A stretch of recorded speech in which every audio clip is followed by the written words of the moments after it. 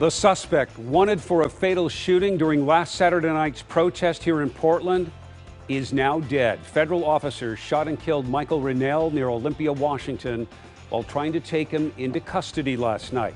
And that puts an end to the search that's been going on since Saturday. That's when a pro-Trump truck parade drove through Portland. Around 8:45 that evening, there was a confrontation, and the victim, Aaron J. Danielson, was shot and killed in downtown. Last night, federal law officers located the suspect, Michael Reinoehl, in Lacey, Washington. Officers say they tried to arrest him peacefully, but when he pulled out a handgun, they shot and killed him. It is 6 o'clock. I'm Jeff Gianola, and U.S. Attorney General William Barr said about that shooting today, the streets are safer without a violent agitator. Tonight, we're learning more about exactly who he was. Our Jenny Young spoke with a man who knew Michael Reinoehl. And Jenny, what did he say about Reinoehl? Well, he said that he knew him to carry a gun at times. We know that one of Reinoehl's social media posts described him as 100% Antifa. He also said that some of the tactics of the counter-protest, he described those as warfare. Back in July, Jeff, he was cited at a protest for carrying a loaded gun. I had no choice. I mean, I had a choice. I could have sat there and watched them kill a friend of mine of color. But I wasn't going to do that. That's accused killer Michael Reinoehl in an interview with Vice News. He was shot and killed by law enforcement Thursday night, just hours before the interview was set to air. You can't shoot somebody in the chest and run off. And then you get on that thing I saw on Facebook, the video with Vice, and he's talking like he was hunting.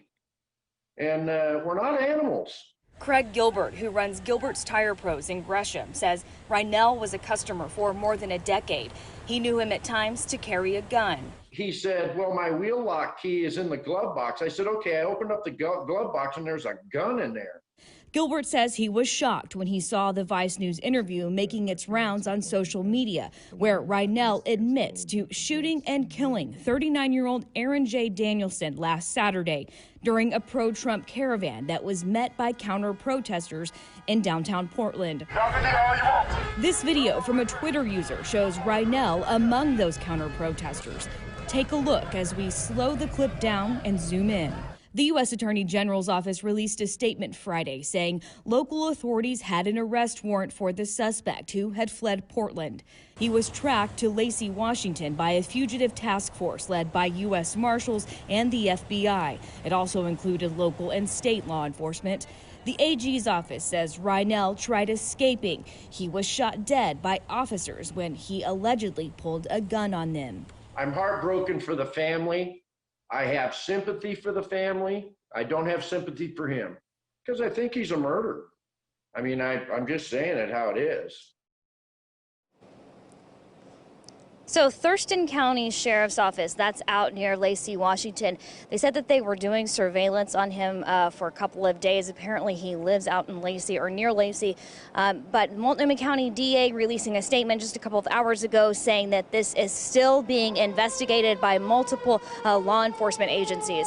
Reporting live tonight, Jenny Young, KOIN 6 News. All right, Jenny, thank you. Let's go to Lacey, Washington now, the site where federal agents shot and killed Michael Reinoehl last night.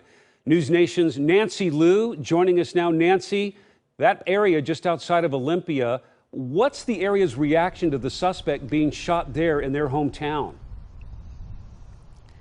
Well, we've been talking with neighbors all day, and a lot of them have been wondering, what was he doing here? A lot of them had never seen him around here before, although I did speak with one woman who said she saw somebody resembling him driving through this neighborhood very slowly, seeming to surveil the place, and when she approached him, that he drove off. So all day long, though, we've had neighbors coming out. They are comparing notes, what they saw, what they heard last night.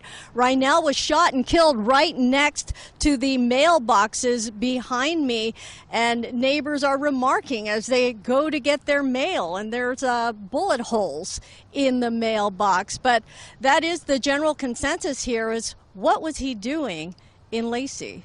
You know, Nancy, something else, it was federal officers who tried to arrest Reinoehl, and then fatally shot him. Has there been any cooperation with police in Oregon or Washington? What have you heard?